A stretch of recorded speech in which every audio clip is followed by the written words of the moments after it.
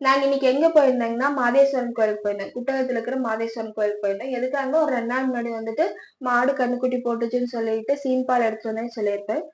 இப்ப என்னங்கன்னா அந்த சீம்பால் இதெல்லாம் முடிஞ்சிட்டு நல்ல பால் ஆனதுமே சொசைட்டிக்கு ஊத்துவோம் பாத்தீங்களா? அப்ப வந்துட்டு ஃபர்ஸ்ட் பால் கொண்டு வந்து அந்த கோயிலுக்கு ஊத்துறது வழக்கம். அந்த சுத்தி இருக்கிற கிராமத்துக்கு அது ஒரு பெரிய வழக்கமா இருக்கு. ஏன்னா மாட்டவே நம்பி ஒரு சில தொழில் எல்லாம் பண்ணுவாங்க. அதுக்காகவே அங்க படிப்பாங்க. ரொம்ப வருஷமா அங்க இருக்கு. அங்க என்னங்கன்னா மாட்டு பேர்லயோ இல்ல நம்ம பேர்லயோ அந்த யாரு அந்த மாடு மெயின்டைன் பண்றாங்களோ அவங்களுக்கு அர்ச்சனை வச்சு கொடுப்பாங்க. பாருங்க.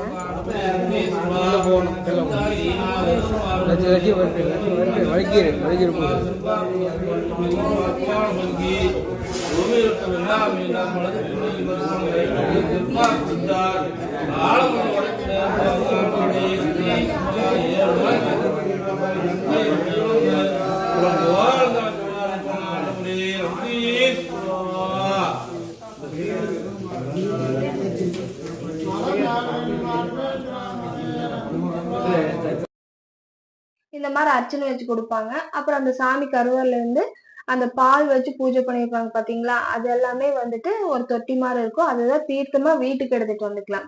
மாட்டு கட்டுத்தரைக்கு வீட்டுக்கெல்லாம் இறைச்சி விட்டுக்குவாங்க. அதையும் நம்ம குடிக்க கூடாது. ஆனா அது குடிக்கிறக்கு அலவுட் இல்ல.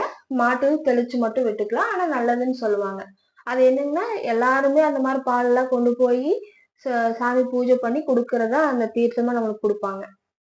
ஃபர்ஸ்ட் நான் போன வருஷம் போனப்போ இந்த அளவு நிறைய என்ன சொல்றது கட்டடம் ஆயிட்டு இப்ப நிறைய மாறிடுச்சு.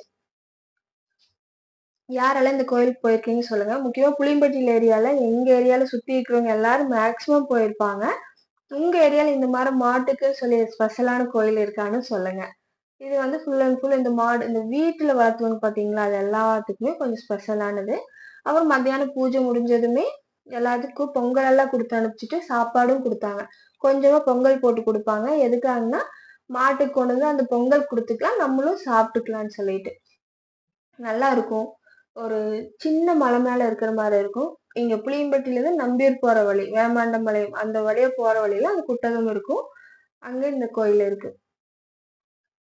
உங்க ஊர்ல இந்த மாதிரி ஸ்பெஷலான முக்கியமா நம்ம செல்ல பிராணிகளுக்கெல்லாம் என்னென்ன ஸ்பெஷலான ஒரு விஷயம் இருக்கு பாத்தீங்களா? அது உங்க ஊர்ல என்ன ஸ்பெஷல்னு சொல்லி கமெண்ட் பண்ணுங்க. தேங்க்யூ.